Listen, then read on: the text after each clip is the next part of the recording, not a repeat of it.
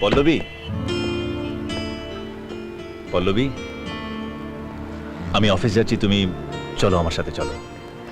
No thanks.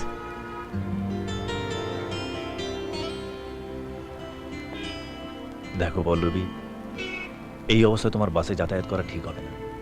Sorry sir, যে লোক বিয়ের 1 বছর পর তার স্ত্রীকে বাড়ি থেকে বার করে দিতে পারে, সে তো তার অন্তঃসত্ত্বা বিয়েকেও মাদ্রাসায় নামিয়ে দিতে পারে। তার কোনো ভরসা নেই। আমি চাই না আমার সন্তান আমার মতো ঠকুক। সে তার বড়লোক বাবার মতো নয়, তার সাধারণ মায়ের মতো বড় হবে, যা শুরু হোক এই রাস্তা থেকে।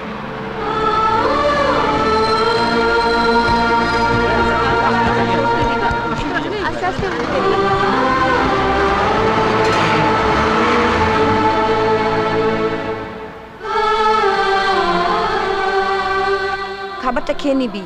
ঠিক আছে মা। ঠিক আছে কি, রোজ তো খাবার পড়ে থাকে। মা, বাচ্চার জন্য খেতে হয় মা। একদম সাবধানে যাতায়াত করবি, ভিড় বাসে উঠবি না, সরে। হ্যাঁ পল্লবী, এসো এসো, দেখো বস আমাদের জন্য বাসের ব্যবস্থা করেছে। এসো এসো, তাড়াতাড়ি এসো। এসো এসো, সাবধানে এসো। স্যার, বাসের ব্যবস্থাটা করে খুব ভালো করেছে বল। না হলে যেভাবে রোজ যুদ্ধ করে অফিসে আসা হয়, উফ বাবা কি কষ্ট হতো বল। ভীষণ অসুবিধা হতো। Madam madam madam madam madam madam madam madam আপনি ওপরে যাবেন না। আপনার চেয়ারটা ওপর থেকে নিচে নেমে এসেছে। কেন? আপনি অন্তঃসত্ত্বা তো, তাই স্যার বলেছেন আপনার সিঁড়ি ভাঙা স্বাস্থ্যের পক্ষে ইনজুরিয়াস।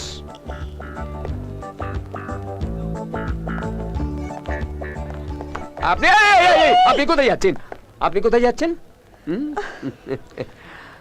আপনার তো ওই ওপরেই আছে। আগে প্রেগনেন্ট হন, তারপর আপনিও নিচে বসবেন।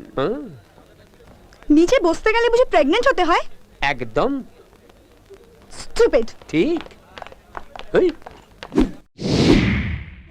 মনে মনে দুজনে হৃদয়